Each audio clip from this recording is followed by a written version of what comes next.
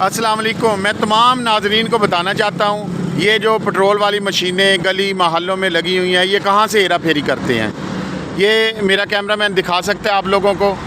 Screen पे ये 3 निशान नज़र आ रहे हैं, 1 2 ये 3। जब तक ये 3 होंगे तो ये मशीन पूरा तेल नहीं डालेगी। इसको हटाया जाएगा ये स्टार के साथ। जैसे स्टार का बटन दबाया जाएगा, ये एक इशारा ऊपर से, ये एक निशान यहाँ से ख़त्म हो जाएगा। इस वक्त ये मशीन अपना पूरा तेल डालेगी।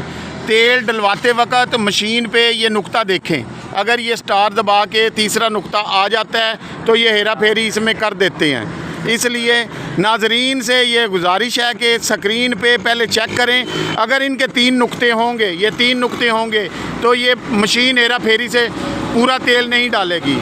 इसके लिए आप मशीन वाले से कह सकते हैं कि स्टार दबाएं, ये तीसरा पॉइंट मशीन से ख़त्म करें, ताकि जो ये हेरा फेरी करते हैं पेट्रोल में वो ख़त्म हो जाएगी।